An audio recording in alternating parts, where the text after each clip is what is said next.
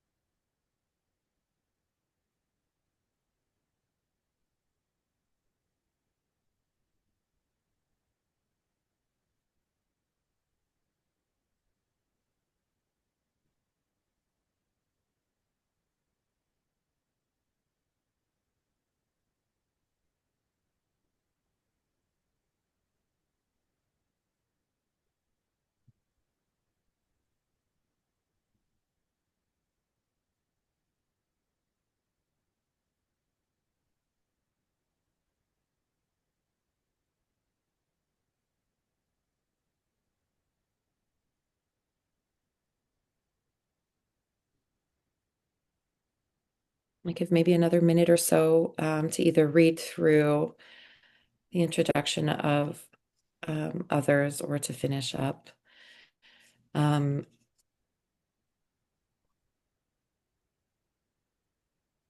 it's great to see some familiar faces and also to meet some of you. Thank you.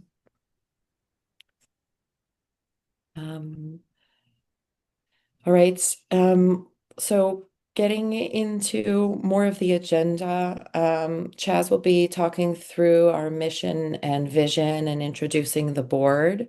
We're also going to have representatives talk about the different programs and committees, um, and the sort of the way our workflow and the way we divide some of the work, but whether it's communications, convenings, or research.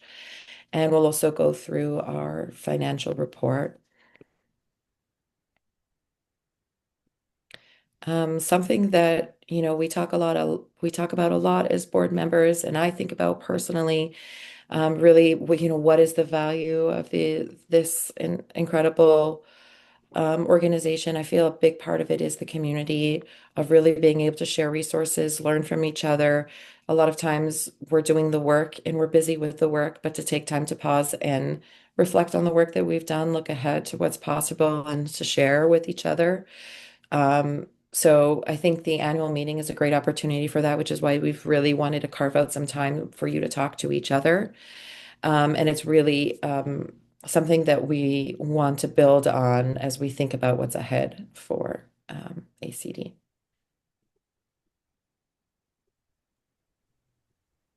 Thank you, Hannah. Um, so I'm going to take some time to address the pause that ACD took in 2025.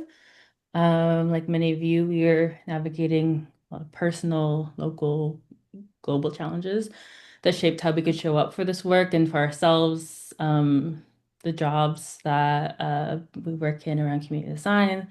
And at the same time, with our volunteer board, we are trying to understand how we operate our programs and our operations within a structure that needed to be rebalanced. as with understanding everybody's capacity and the time that they need to take, around a quarter of us were able to periodically give time to ACD with a 19-seat board. And we realized that we were trying to function in a business as usual and being okay sort of state of operation, and we needed to take a moment for reflection and some restructuring. So with that pause, we wanted to thank you all for being here and being members of ACD and allowing us to realign our commitments with our capacities for the next chapter of ACD as we roll into our 50th year of existence. Um, and we'd love to share how we're starting to craft some of these systems of transparency and accountability, and knowing that we'll be fluid in the approaches that we're going to be taking and the actions. And in some of those moments that we wanted to take moving forward is reviving the advisory committee with the ACD alumni, which had kind of taken shape a few years ago and taken a pause as well, so that we have an advisory committee who is supporting ACD current board members and future board members by integrating themselves into our meetings, our committee meetings, so that they can provide guidance and advice as we continue to build the ACD alumni and board alumni themselves. So this is for folks who served on the board, who can't get enough, or others who are interested in providing an advisory role as well. We're also working on board organizational changes, understanding our capacity and what it means to work in this virtual space. We'll be doing some training around and co-training with each other around board development, some consistent communications to our members around the offerings that we have, programs, so you all are up to date and up to speed whenever you need to be, whenever those communications come out. We're also making some very incremental and consistent updates to our website so that things are being streamlined and information will be more accessible. And we are also working on growing our funding capacity for folks, and our upcoming programs and future programs as well. So this is a few things that we'll be working on over the next year and beyond. And we want to thank you again for your patience and the community design work. Next slide. So with our mission and vision and this kind of moment of pause and realignment, just reinstating that ACD envisions a practice of design that dismantles systemic injustice and creates an equitable built environment. Through our programs, we provide resources, connections, and support for practitioners working to advance equity and justice in the built environment. Um, a lot of this work shows up in many different parts of our lives, and we have been fortunate to meet some of you and more of you over the next course of the year and years to come around this shared beliefs that really tie us together and make ACD a place where you can find your people. Next slide.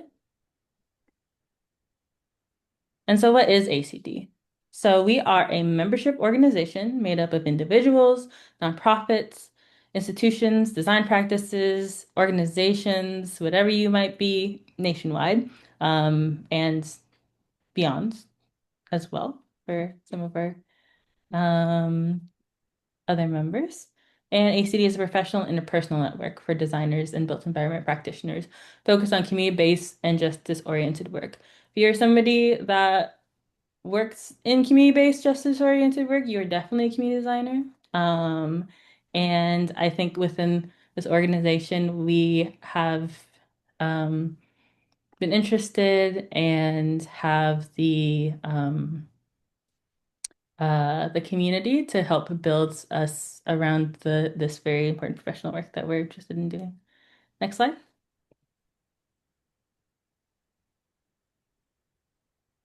So our current board members are here. We are a volunteer board currently, and we operate across a few different program areas. We give around right now anywhere from 2 to 10 to beyond that hours a week as we understand everybody's capacity and your interest in the different programmings that we're currently sustaining and looking to sustain over the next year. Next slide.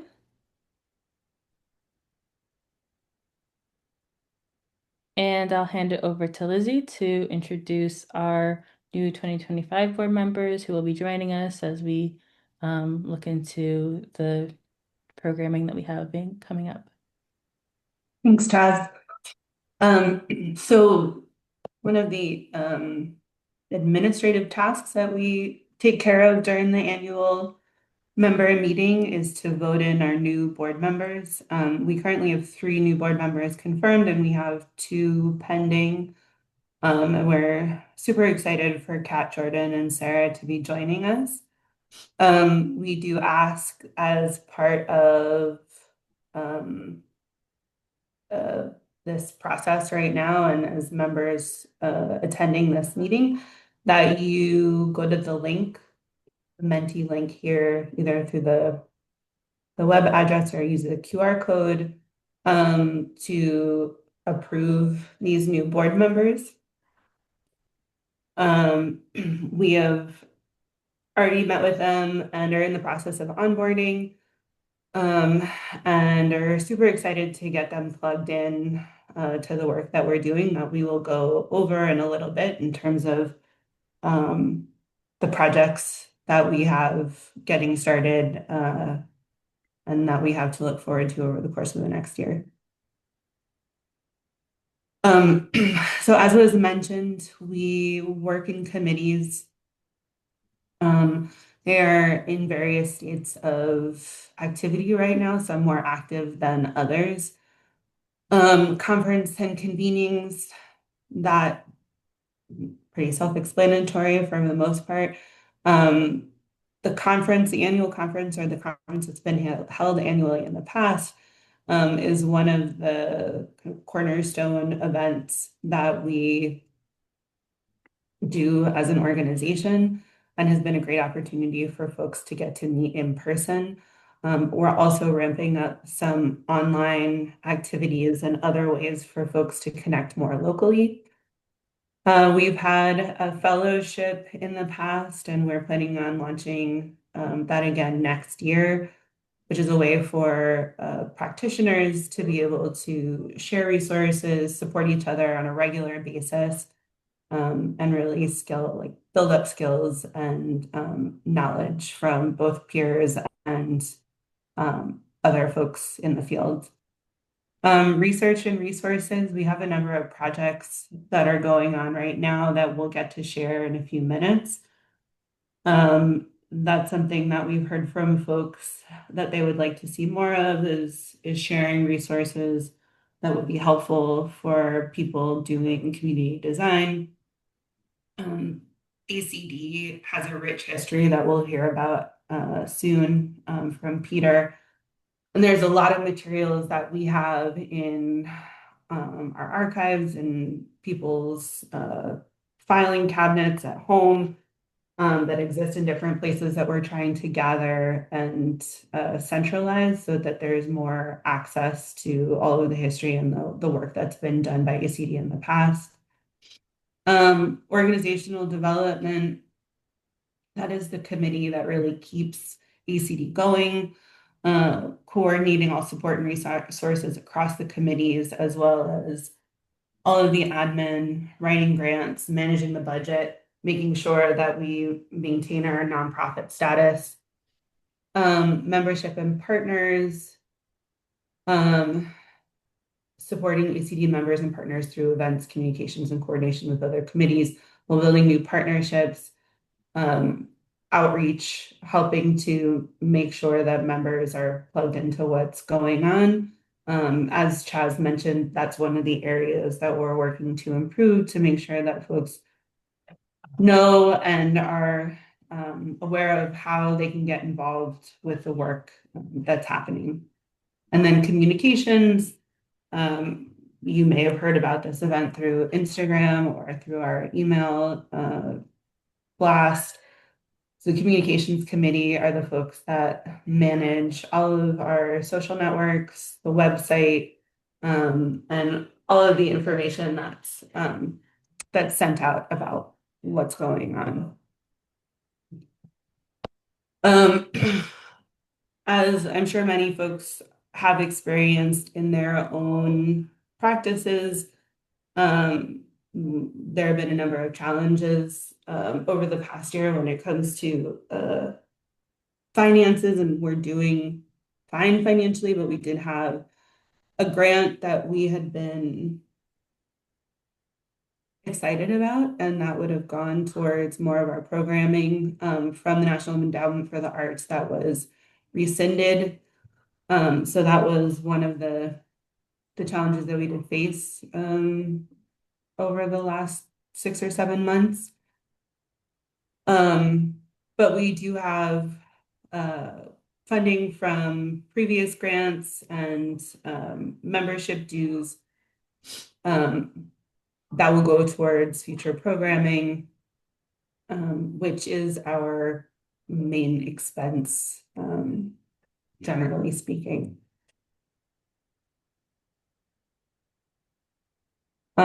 One of the things that we've heard a lot from folks, especially as we come up on our 50th year, is that people didn't know that ACD has been around for 50 years, that they don't know the history of how ACD has evolved over time, why it was started, what kinds of projects or work that people have done in the past as part of ACD.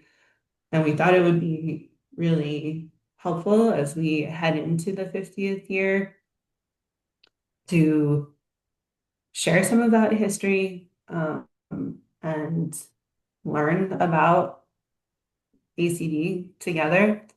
So we invited Peter, and let me just pull up his bio. So Peter is an associate professor of architecture and landscape architecture at Penn State. He holds a joint appointment in the Department of Landscape Architecture and the Department of Architecture and is affiliated with the Hamer Center for Community Design. He's trained as an architect, urban planner, and graphic designer, and has extensive national and international experience in design and community development. And Peter is also a former ACD board member, and we invited him to share some of his knowledge about the history of ACD with us today. Peter, are you there? I am. I am. Thanks very much. I appreciate the Thank you introduction. so much. So I can advance the slides for you if you just tell me when to go. Okay, sure. I think you can go to the next slide, and that's sort of, I think, my title slide. There we are. All right. Well, welcome everybody, and a shout out to James and to Kathy. And Kathy, you are going to be name checked a little bit later in the same presentation. So I'm hoping that you'll just chime in for that part that you actually contributed unknowingly. Awesome. Yeah.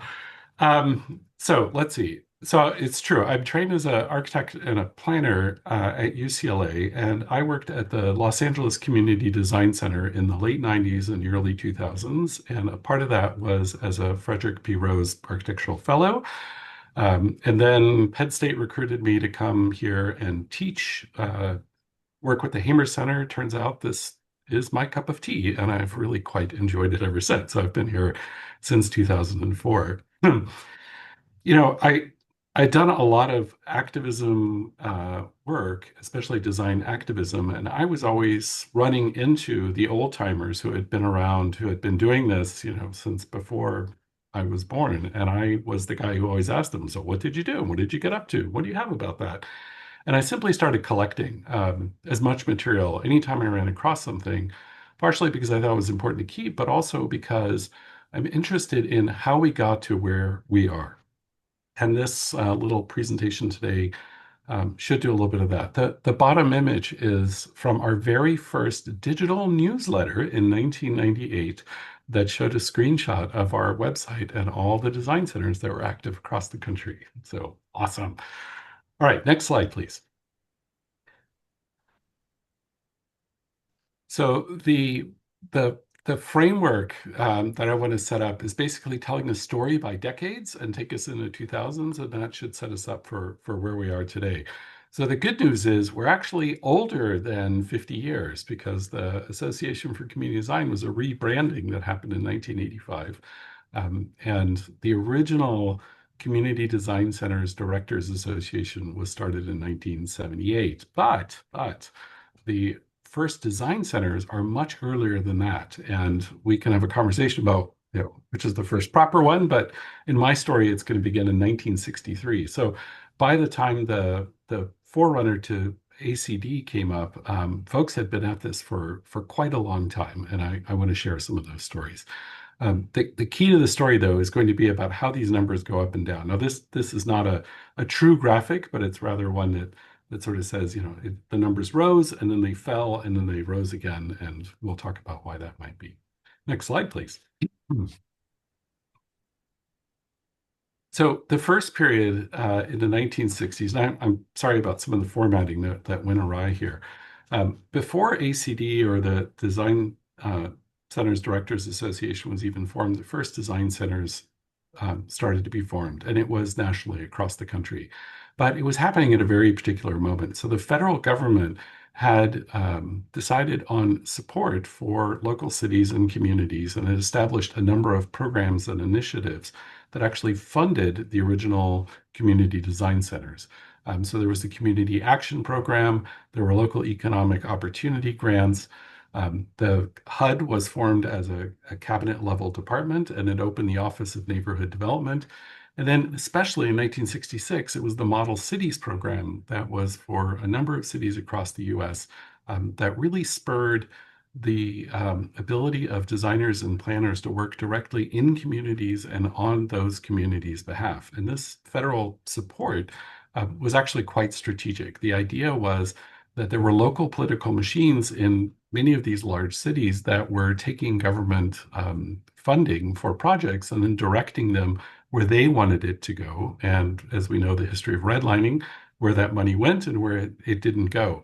So these scrappy designers, activists, and planners set up independent nonprofits that were then funded through Model Cities, through HUD, through the Community Action Program, as the federal government's involvement in social and spatial justice really grew. By 1968, the Fair Housing Act is passed, and 1968 is also the 100th anniversary of the AIA, and that's where the famous Whitney Young speech was held. And so by the time Whitney Young, who, the Urban League is not a hugely, at the time, not a hugely progressive organization, by the time he stands up and admonishes the AIA for sitting on their hands, we know that things have fallen behind. And people often sort of mark that as the beginning of community design, but I just want to tell you, it had been going on for at least 5 years formally before that. Next slide, please. And I've made my own list, kind of coming through the various, we have been doing surveys and keeping lists, and people had them in their drawers, and I pulled them out. And in a series of posters that I've presented at past ACD conferences, one of them lists the first 40. And my argument is that the first 3 were actually related to a young landscape architecture professor at Penn named Carl Lynn, who would go on to a storied career of his own. But the more familiar names show up in 1963, Pratt. And if you kind of cycle through the next 3 slides, you'll see some images for each of those. So the Pratt Center for Community Development, can you just kind of go, yeah, there we are. Okay. Was the first kind of university affiliated community design center, and one that had a long and storied history. So East Coast, and then on the next slide, you'll see one of the famous ones, the Architects Renewal Committee for Harlem, started in 1964. I've written elsewhere about the role that minority architects had in the early community design movement, and it's one that I think has been overlooked. And there are a couple of really amazing figures who started these early design centers directly. So folks might know about the Architects Renewal Committee for Harlem. Less folks might know about the next group, started the next year, which was the Urban Workshop in Watts, led by Gene Brooks, down in South Central. And these are, I ran across the traces of this in Los Angeles by just community folks who said, there used to be some guys who had a little shop over here and they did architecture and planning. And I was like, what? Of course they did, right? So then we had to go find out who they were. Next slide, please. And much of what was going on in the 1960s was based on an argument about advocacy planning, which I think we can translate into our own ideas about activism. But if you think about the fact that these were design centers, architects and planners were working with the support of the federal government, folks like Paul Davidoff and others thought that the role of architects and planners would be similar to the role of lawyers, that they would advocate for the rights and position of the underserved in the way that lawyers stand up in a legal system. And there are some obvious challenges to that. There's not an infrastructure for it, but you can see how they were really seeing themselves as advocates for people and activists within the larger systems that worked. Next slide, please. So by the 1970s, the design center movement was really taking off. And in 1978, the Design Center Directors Association was founded. But almost at the same moment, the CRA, the Community Reinvestment Act, gets passed in the United States. And this is one that tries to counter redlining and then puts money back into local neighborhoods. And in order for progress to happen here, community development corporations were founded. And you can see that design centers all of a sudden have a precipitous decline after the 1970s, partially because CDCs took over a lot of the role that our community design center CDCs did. Next slide, please. But at this time, even the AIA had started to pay attention. And so there were a series of publications and working groups within the AIA itself that supported community design centers. And that's where some of the early surveys were as well. So the AIA started to see it as a form of professional practice that is acceptable within conventional practice. Next slide, please. By the 1980s, something else happens. The Association for Community Design is renamed and rebranded, but these community development corporations start to really take off. You can see by 1987, there were already 2,200 of them across the nation, and we're at what, 16 or maybe 50 or 80 community design centers. And by the end of, by the turn of the millennium, they were even larger. And what's going on here is that one part has to do with funding, which goes towards housing through the housing tax credit program. But the other one is that these community development corporations began to absorb architects and planners if they had them. So at the LA Community Design Center where I was, we had an architecture wing, we had a development wing, and we had a property management wing. But essentially, the vehicle for funding became the community development corporations rather than the community design centers themselves. So they lost the funding, and then the community design centers started to disappear. And this meant that anybody who was interested in this kind of work had to figure out other mechanisms that they could go out in the world and do it, like with their private firm, working for a community development corporation. And this is the model that we're more familiar with today, but it's not that terribly old. But it spells the decline in the number of formal independent community design centers. Next slide, please. So by the 1990s, folks are on their own, right? It's neoliberalism. CDCs are providing housing, and we've kind of lost the bigger picture of addressing systemic problems, of thinking about planning, of community planning. There are some developments that cities have, like departments of neighborhoods that are working, but architects are kind of out on their own in firms doing good work for nonprofit clients, but it's no longer you have your own business as a community design center. Next slide, please. And so by the time we reach the early 2000s, the numbers have gone back up. But as you can see, the numbers are because there were a lot more university-based design centers at this point. And that's a fundamental change in the kind of activity, right? It's an education program whose byproduct is community service, as opposed to an independent advocacy activist organization that's down on the ground in communities doing work. And the activities of the existing design centers also changed. They did strategic planning, participatory planning. They did technical assistance to, or the role of architects is doing technical assistance to CDCs, and then, essentially helping better designed and planned things happen in the world, but there just wasn't the business there for it outside of universities. Next slide, please. And so we find ourselves in the early 2000s with Kathy writing this lovely piece called Diversity in Practice that lays out what is the role of architects, landscape architects and planners in the community design movement, breaking it really into education and research, looking at the kinds of work that people are doing out there in the world, and then really importantly, the kinds of practices that are there, right? We have volunteers like here we are now. We have some private practices. We have a lot of university-based practices. We have just a few independent nonprofits.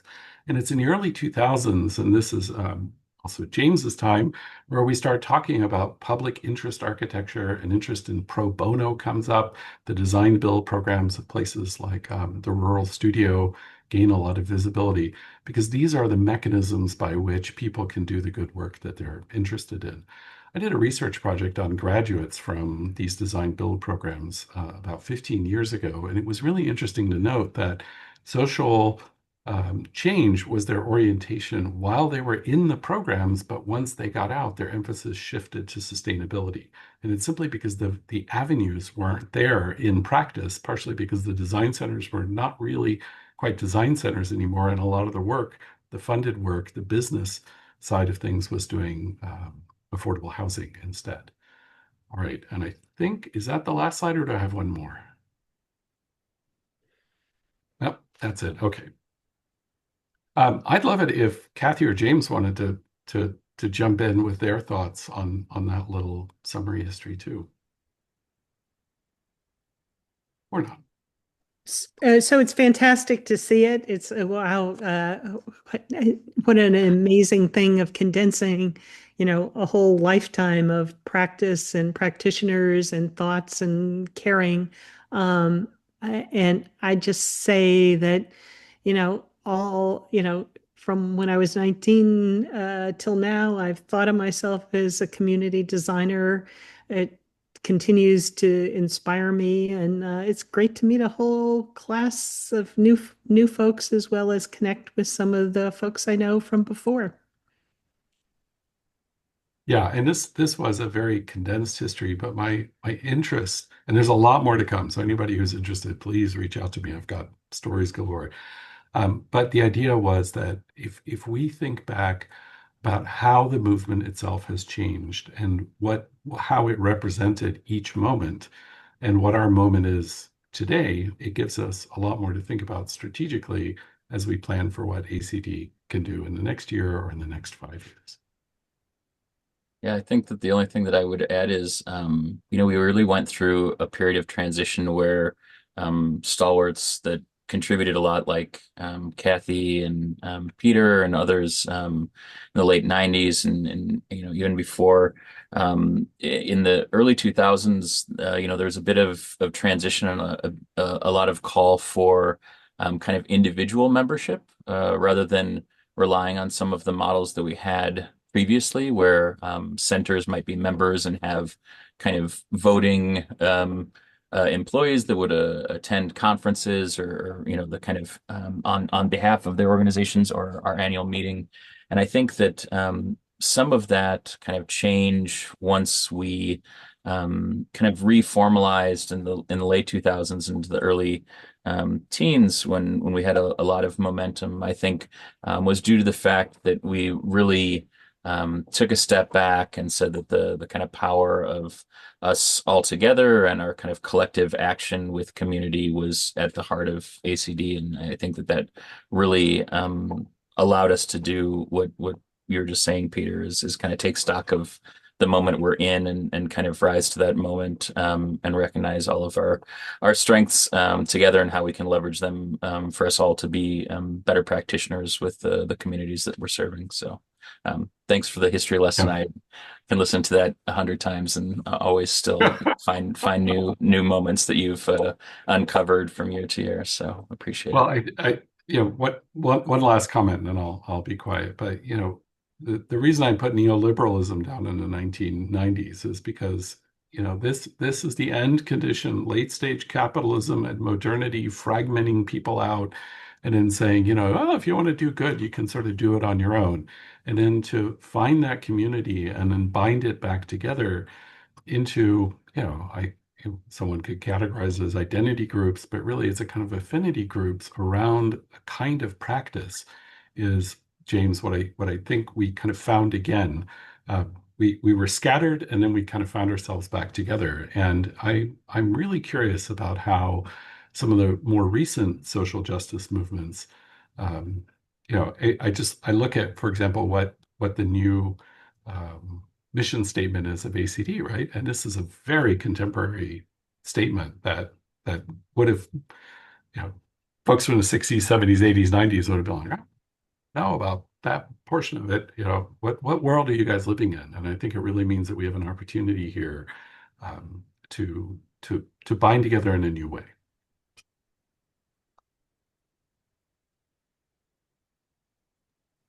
Well, I want to thank Peter and the board for helping arrange the portion of the presentation on the organization and a lot of the field's history. I think it's a helpful way for us to transition into thinking what's going to be coming up on this next year for the organization and for our membership. I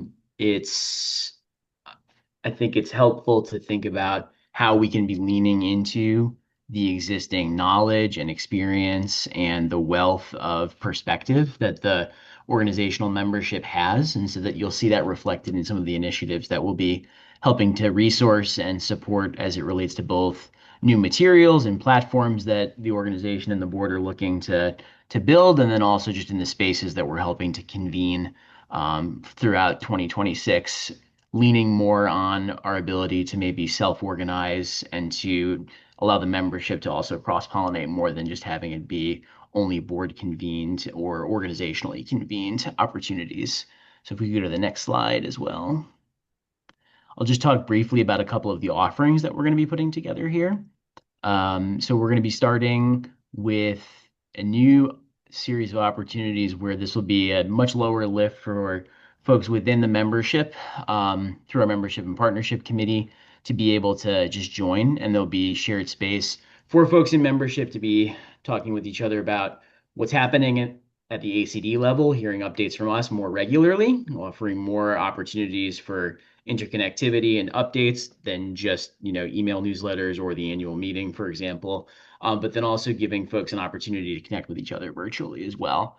The monthly membership registration meetings are going to be coming out both through our communication channels, but there's also a link here as well that I've just dropped into the chat if you'd like to be able to learn a little bit more and get involved in registering for that. Next slide, please. We're also doing more around smaller, what we're calling community design gatherings. We've both recognized the challenge post-COVID, especially with trying to organize larger convenings once a year. I think there's challenges both for folks logistically and financially to be able to attend the various types of industry conferences. And so what we've been leaning into, and even in this past year, starting to build out smaller gatherings for folks that can be attended in a regional or local setting with folks who are locally interested in sponsoring those types of gatherings. We were able to leverage several of those successfully already last year, so it's building on existing momentum that the organization's been able to set up. If you want to learn more about the opportunity to host or attend one of these types of convenings, I just dropped another link in the chat here for folks who want to be able to get more involved and plugged in there. Next slide, please.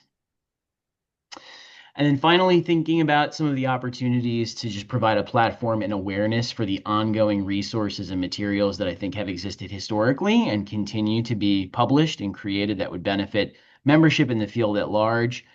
The board has really taken an interest in trying to utilize this organization's place in the community design field to help provide more resources that are of benefit to the practice for all of our members. So we've been in the process of trying to assemble the actual materials from the field in a way that are usable, searchable, and then able to be implementable. So our research and repository committee is working on building that out, and there will be a series of ongoing initiatives to help cultivate and publish those various materials as well. There is an in-process beta version of this repository that you can view at the link I've just dropped into the chat here. And if you'd like to sign up to be involved or to contribute to that repository, I'm going to drop another link in the chat right here as well for folks.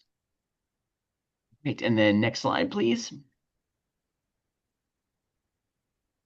Similar to the efforts to just gather and publish that information, we're also trying to solicit help from the membership to be able to go through the existing data and materials the organization may have access to.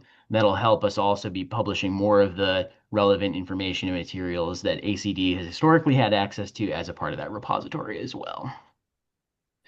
There's going to be what we're calling data parties that will help make it a more social effort and hopefully enjoyable as we work through data to be both gathered, cleaned up, and then posted in a usable way for folks. So we're calling them data parties. If you're interested in joining those data parties, you can click the link here that I've just dropped into the chat as well. And I think with that, one more. And then finally, we've had over the last several years some really great opportunities to host virtual convenings of fellows sponsored by ACD. So these have been really great opportunities for interdisciplinary, intergenerational spaces for folks to convene around story circle prompts around challenges and opportunities in practice, thinking about professional development, thinking about sharing resources. And so we're really excited to continue that into the next year. So we'll be convening another call for a group of fellows to be participating in a similar format in early 2026. And we'll be sending out more information on that through our channels. I think with that, I will turn it over to somebody else on the board here. Hey. Hello. Yes, so once again, we are a membership organization. We have a range of sponsorships and memberships. So if you believe in our mission and this work, please become a member, donate when you register for our programs, and consider becoming a sponsor, or ask the folks that you work with to consider sponsoring us. Next slide, please. We have a range of membership options that help support this movement of the field of work that ACD represents, and provides a growing set of benefits, including the fellowship cohort, reduced registration to annual convening, access to digital recordings and resources, and pretty soon those will be all like front and center on the website. You can also learn more about membership and join us on our website, and also on our social media. Next slide. Also, feel free to ask any of the board members or current members about membership. We wanted to spend some time in breakout rooms to talk to each other about the 50th anniversary, or the larger than 50th anniversary, greater than 50th. We have a Miro board to talk about and to record our thoughts about what is the future of ACD. Sort of thinking about, what does community design mean to you? What are systems impacting community design that make it hard to work? And what needs to shift or change, especially in the context of now 2025 and 2026 and 2027. Then we'll come back into the main room after reflecting to discuss how we would all like to be involved in the 50th anniversary planning, and what kind of convening that may look like. I will put in, let me put in the chat the Miro board. And I think someone's going to bring us into, yes, into breakout rooms. So it's 2:52. We have 8 minutes till 3. So maybe we we do the breakout rooms for 4 minutes, and then we come back to the main room for 4 minutes. Is that crazy? Yeah, we'll see how it goes. I think let's try that. All right. And if you are not assigned to a breakout room, that means that you're with